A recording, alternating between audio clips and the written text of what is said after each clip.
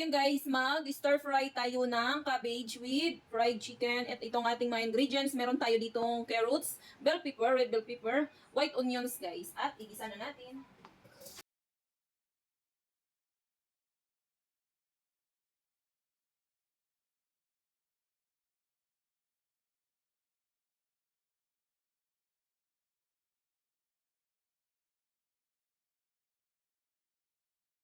Guys, hindi lang ako gumamit ng bawang. Kung makapansin nyo, hindi lang ako gumamit ng bawang.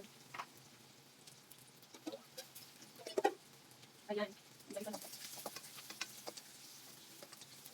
Isunod na natin ang ating cabbage guys. O, yung sarap.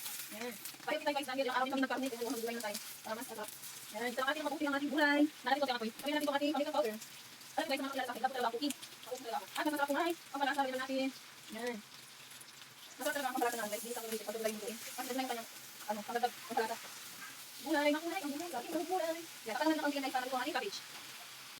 And antayin lang nating maluto guys ang ating mga veggies bago natin ilagay ang ating chicken na fried chicken. May timpla na yan guys. At ito na nga ilalagay na natin ang ating fried chicken. Marami yan kanina, ba't ngayon umunti na lang? Ayan, di ba? Stir fry fried chicken. Gulay guys, sarap. Mga ganitong ulam yung the best. Dito siya. Hindi naman ito matatawag na chop suey. As in, ano lang talaga siya. At saka wala rin siyang tubig. Yung chop suey kasi may konting tubig. Ito, wala. Ayan, let's eat guys. Tapos na ang ating ulam ngayong dinner. Stir fry, cabbage, or mixed vegetables with fried chicken. Thank you guys for watching.